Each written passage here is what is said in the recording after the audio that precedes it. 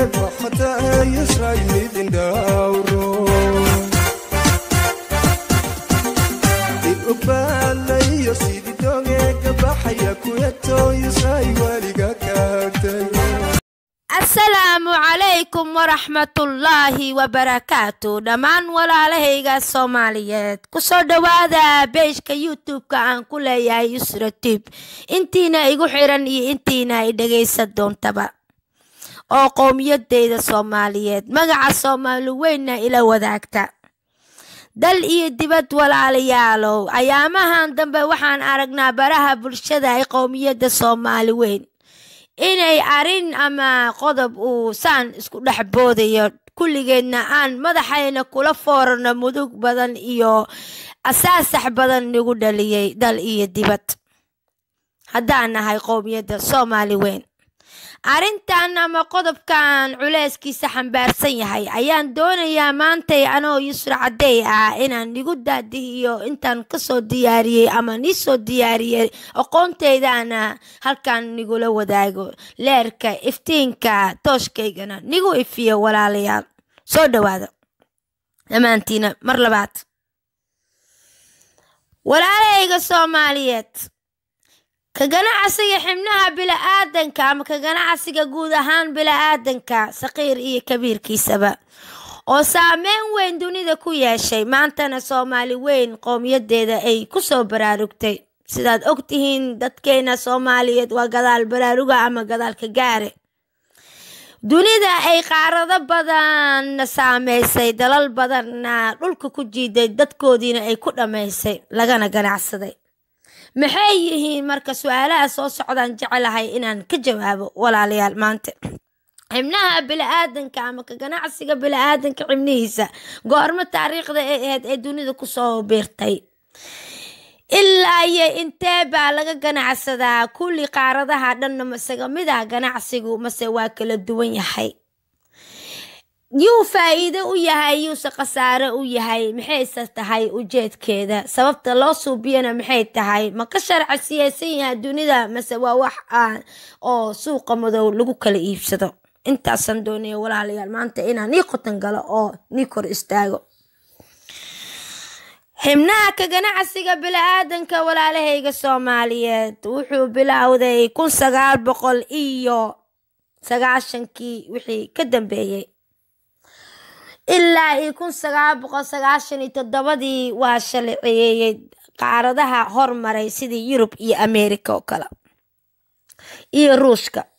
waxaa jira walaalayaal ganacsigaas inuusan ahayn ganacsiga maanta ee Afrika iyo Aasiya isdhaxboodayaan dalal badanna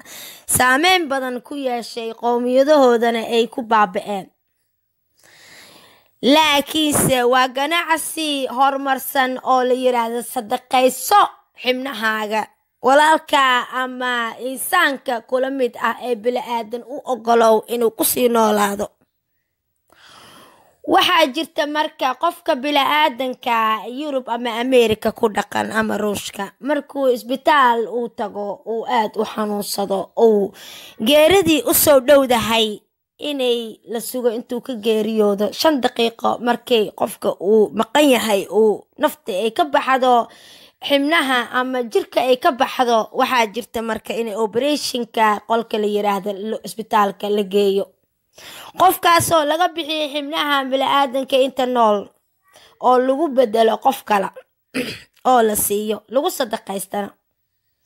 operationka lacagtiisana waxaa dhiimaya qaybta caafimaadka dalkaas ay ku jiro qofka dhintay ma ahe qofka kala oo nool oo xibnaha la siinayo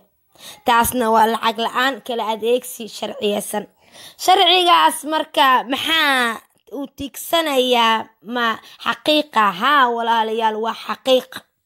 wuxuu xaqiiq ku yahay waxay tahay qofka bilaadanka markuu uu ajnabi yahay dalka soo caga dhigo dalalka hormaray sida Ameerika iyo Yurub iyo Ruushka ama ay qofkan bilaadanka uu dhashaba ahaantiisaba waxaa jirta marka dalka haduu qofka ku dhasho ama uu ilmaha asoo yar uu yimaado inay waalidka tar mas'uuliyadda uu saaran yahay qofka asoo weyn haduu yimaadana waa la mid hadduu ilmaha uu yar yahay uu qaangaar ahaynba sidiisaba ama markaas ha dhasho ama uusan dhalanin waalidka mas-uulka ah. waraaq baa jirta qoyskaas usoo dhacaysa, Soomaali ha ahaadaan ama ajnabi kale ha ahaadaan ama dad dhalad ah ha ahaadaan oo meesha ilmo ku farcay. waraaqdaas waxaa ku qoran qof yahow mudane ama mudane, waxaa marwa ama mudane, ilmahaaga ama adiga aad mas-uul ka tahay ma ogashahay inaad sadaqaysato xibnahaaga mid ka mid ah lagaa baxsado gebi ahaanba intii loo baahdo. haddii aad dhimato iyo haddaad nooshahay aad doonayso qof inaad ku caawimaato, ama waxaad xariiqaysaa haa ama waxaad leedahay maya, saxiixaagana waa dul saaraysaa hay-adda markaas qaabilsan xibnaha bini'aadanka, isdhaafsiga bini'aadanka xibnihiisa ayaad u diraysaa, u celilaysaa. haddii aad ka jawaabi weysana waxay ka dhigan tahay waan aamusanahayo dood ma ka qababa. ayaamahan dambe ayay qurbaha kusoo saa'iday, aad siiba qaaradda Yurub aad ugu soo saa'iday ayaamahan dambe, inay haddaad aamusan tahay aadad ahaynba yaa qof doodka qaba oo lagu xaqiiqinayo yaa inaad xibnahaaga aad ogashahay inay lagaa bixiyo oo qof kale insaan ah oo markaas u baahan oo noolo ah aad siiso. marka waxaa jirta walaalahayga qiimaha iyo qaayaha badan Soomaali intaas inay intooda badan ku baraarugsanayno markii qurbaha looga baxsado xibnaha ay leeyihiin alla waa naqasheeno gaaladii, alla waa naga baxsadeeno, aysan war u haynin sharciyo inay jiraan oonan ilmaha ama bini'aadanka sidiisaba ahaantiisa yar iyo weyn aanan saan sidii la doono looga ganacsan karin ama looga baxsan karin xibnihiisa. taas waa qodob. qodobka labaad aan dul istaagayo qodobadeeda ka mid ah waxay tahay walaalayaal,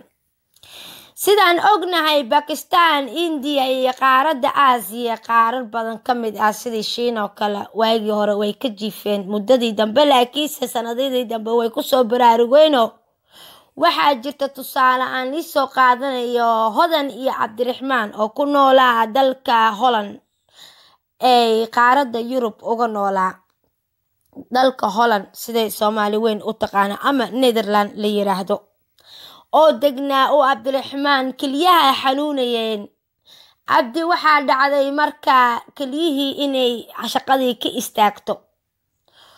Hodan oo walaashiis uu qabo Soomaaliyeedna ay dadaal badan u fidiso qaaraan badan sidaan Soomaali weyn dhaqankeena naqaano, hadduu qofka xanuunsan yahay ama geeri u timaada ama haba ahaatee nasiibo kale, ilaahay ha nasiibooyinka bini'aadanka ku dhaca ha naga badbaadiye dhammaanteena inteena fiyow. ay qaaraan ugu aruurisay ciidaha ama tolka ka soo aruurisay ay doonaysay inay Bakistan ay xibna kaliya cusub ugu gelisay ilmo Bakistaanna ka iibsato $30,000 ka siisato. taasoo u suurtageliyeen cadaanka xibnaha kala iibsiga ay ka ganacsadaa wadamada taagta daran sidii loo yaqaano dunida ama aanan hormarin laga ganacsado. waxaad moodaa adoonsigii waayihii hore inuu dib u soo laabtay asoo casriyeysan walaalahayga Soomaaliyeed, kaasoo lagu qabtay dadka Bakistan dadna loo soo tarxiiliyay markii lagu ogaaday lagu fashiliyay arinta ay fashilmatay oo ay ku xiran yihiin dalka Holland ee qaaradda Yurub ay yihiin qowmiyadda Soomaali dhalashadooda ama sinjiyadoodaba. saas waxaa dhacday marka inay Bakistan ay kusoo baraarugto, India sidoo kale ay kusoo baraarugaan dalal badan xataa Afrikada qaaradeeda ka mid ah inay tahay wax kala iibsiya. 30,000 qofka dalaalka markii la siiyo walaalahayga Soomaaliyeed ee xibnaha kala ganacsiga badanaana ay intaas 100,000 ilaa 200,000 ee kilidii ay tahay normally marka ardoonaysa inaad ka ganacsato si sharciyana sidii America oo kale ay noqoto 30,000 inay dalaalka siiso 10,000 ama 11,000 ama ilaa 5,000 xataa hadduu ku dirqin karo qofka bini'aadanka xibnihiisa lagala baxay ama awlaadiisa lagala baxay uu siinayo, inta kalena asaga dalaalaha uu ku taajirayo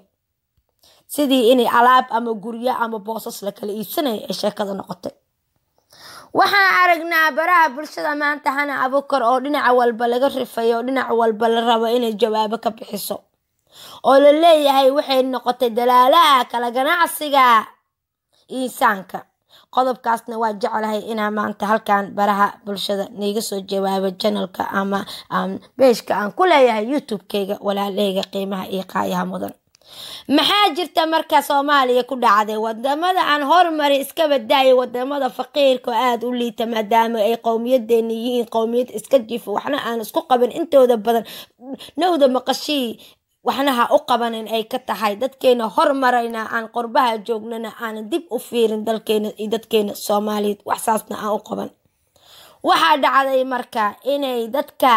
taagta daran leh ama daciifka ah ama raashin quudkooda maalmeed ay raadsanaya inay ugaarsi u noqdaan dadkan dalaalayaasha wadankeena ama dowladeena Soomaaliyeedna dastuur ayna u sameyn horumarna ayna u gaarin maadaama amnigii uu qalqal yahay ay ku aad ugu mashquulsan yihiin ciladna aysan lahayn la u ataaga hator dowladeena ee dowladeena ugu dadaalayaan amniga dadka bilaadanka Soomaaliyeed inay ilaaliyaan haba ilaaliyaan maxume walaalayaalo xarumo badan laga sameystay dalka gudihiisa Soomaaliyeed aan rabaa tooshka maanta inaan caadka ka qaado xarumaha sidii loo kala dhoofsado insaanka sidii dalalka horumaray joornaaladooda ama ay ku soo qoraan wararkooda ay ku soo tirsadaan geeska Afrika waxa ka socda waxay tahay in xibnaha bilaadanka siiba haweenka iyo caruurta Soomaaliyeed laga iibsado dadkooda qowdka maalmeedka aweysan lagu shukaansado oo lagu dhaco maskaxdana lagu dhalarago fikradii bilaadanka markay qofka uuna wax quuda haysan waa dareemi kartiin walaaleyga Soomaaliyeed uu aad u doonayo inuu nolol maalmeedkiisa maarmeeyo uu xukumo uu hogaamiyo usaas darteedna wixii loo soo dhiifo hanka uu weynaanayo maadaama uu bilaadan yahay aan ku eedeynayn walaalka Soomaaliyeed ama ajnabiga Soomaaliya ku farcama maxay sameeyaan marka run ahaantii waan taabeen dhaladii ajnabi baa la kala yahay Soomaaliya ajnabigii Soomaaliyeed ee Afrika waagi aan ogan taariikhiyan sidaas videogayga hore ugu daawateen qodobka koowaad maxay sameeyaan marka inay bilaaadankii ajnabigoodii ay tashtaan dalalkii ay ka soo haajireen ay macruuf la yeeshaan ay dhalashadooda ama sinjiyadooda ka soo jeedo dalalkaas oo u fududeeyay dad mutacalimiin oo takhtariina dalalkaas oo u fududeeyay kala dhoofka dibadda waxa dhacaysa marka qofka cadaanka dalalka hormaray oo liiska weyn dheeraan badan ku jiro liis baa la isgaliyaa liiskana waxa weeye dawaan galid ee Soomaaliyeed waa la dawaan galiyaa inuu xibno u baahan yahay qofkan cadaanka ninkan ama naagtan qurbaha jooga dalalka hormaray sida America iyo Yurub qaaradaha hormaray aan lahaa waxa dhacaysa marka qofkan bilaadanka maadaama uu halis noloshiisa ku jiro wuxuu sameeyay dalalka taagta daran sida geeska Afrika oo ugaarsiga dadka loo aado inuu meeshaas uu ku yeesho dalaal Soomaaliyeed oo asaga laftigiisa inta badan ay yihiin ayaga xibnahoodii inay iibsadeenba ama hal kali ha aato ama hal xibna ha aato dhinacba ha aate uu arkay inay suuqaas uu jiro oo wuxuu sii sameeyay dadkiisiyo ka sii ganacsanaya kiyo la leeyahay 30,000 baa lagu siinayaa oo dollar 10,000 ama 5,000 waxaad qaadsiin kartaa qaadsi inta kale adiga ka ganacso oo ka taajir anigana aan caafimaad helo oo nolol dheer oo aayatiin badan aan helo uu leeyahay qofka cadaanka gaalka ah waxa dhacaysa marka gaalada kaliya ma sameeyaan muslimiinta iyo carabtaba way sameeyaan iyo Yurubtan muslimka ah cadaan ni qotan galo walaalayaalo waxa dhacaysa marka qofkii xamar baa laga soo dhoofinayaa waxa loo dhoofinayaa meesha gobolka loo yaqaan Puntland ama Somaliland Hargeysa baa la geenayaa meeshaas oo laga sii amad babixinayo oo loo geenayo Djibouti oo meeshaas kawaanka laga saarayo walaalayaalo badana hadeer arintii way isbedesho Djibouti waxa loo dhoofiyaa kaliya iyo Kenya meesha la yiraahdo waxaa loo dhoofiyaa kaliya gabdhaha ama dhoocilahaasan u naqaana magac ahaan ama dhoociliyada Soomaaliyeed wiilasha yaryar iyo gabdhaha yaryar oo la doonayo adoonsiga Carbeed in loo geeyo adnayaa meesha la geeyaa tareeg baa la saaraa sidii Kenya oo kale sidaan ognahay sidii ay cadeynayaan wargeyska dadka hormaray qaaradaha Yurub iyo Ameerika joornaaladooda iyo wargeysyadooda ay ku qoran tahay geeska Afrika markay cilmigooda ka hadlayaan waxa ka jira musuqmaasuqa tareega alaabta keena ama raashin ama wax kale ha ahaato oo ganacsiga ay ka keenaan Nairobi ama Kenya waxaa dhacaysa in lagu daadiyo markaas wixii loo baahnaa ee Soomaali markaas ka ganacsanaysa loo dhiibo bedelkoodana habla yar meesha la soo xaday walaalayaal dal iyo dibadba wax waa laga xada dadka qurbo jooga Soomaali baa i dareemaya in dalalkan horumar xataa ilmaha iyo awlaadda lagu xado laguna sasabto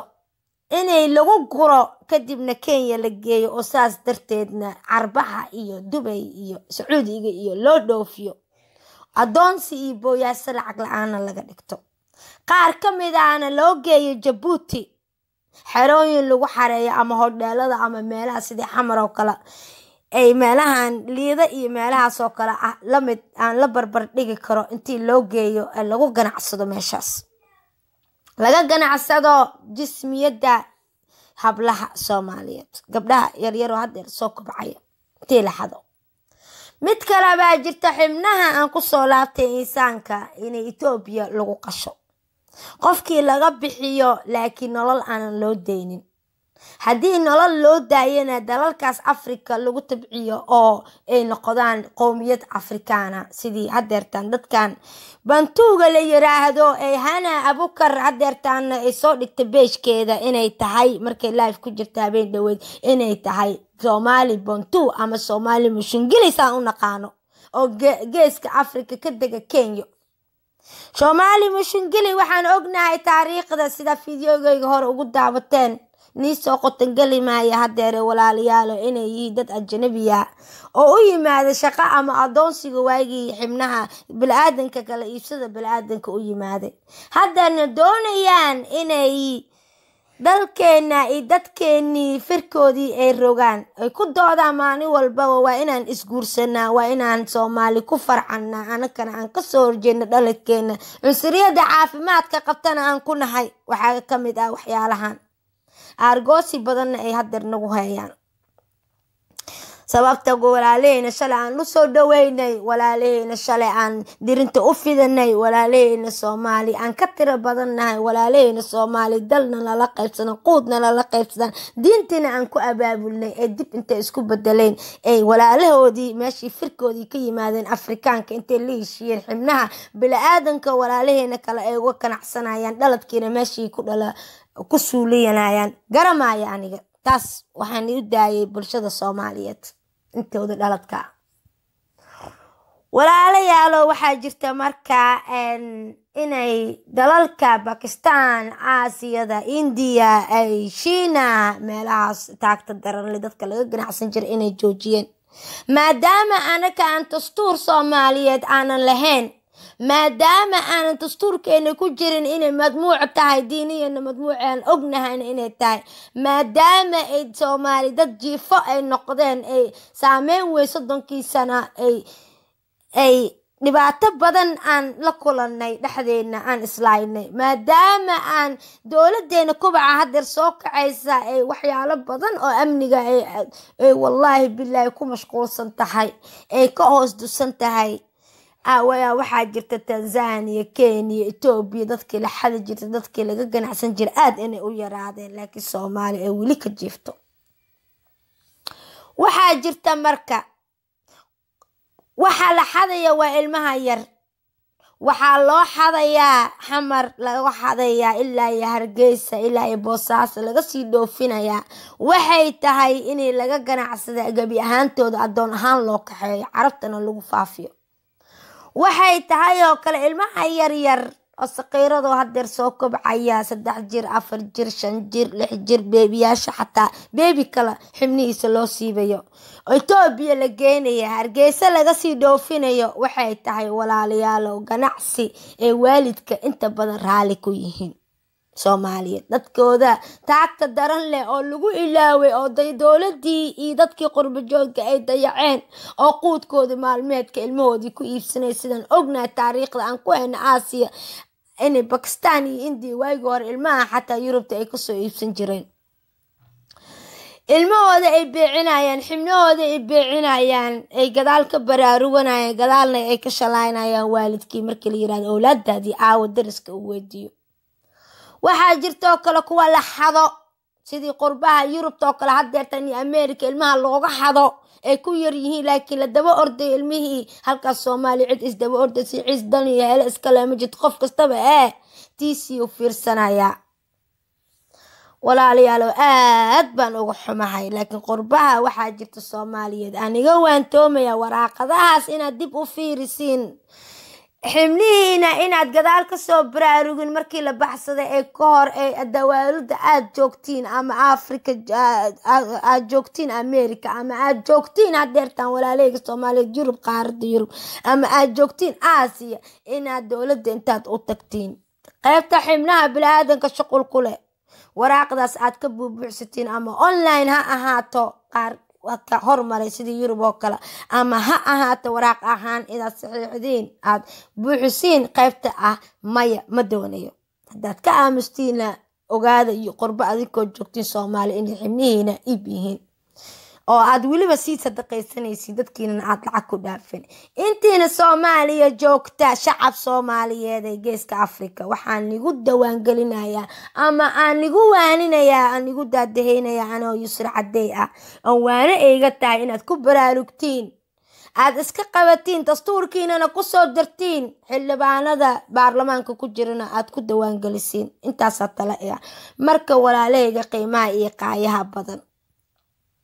saasay arinta u jirtaa waa arin jirta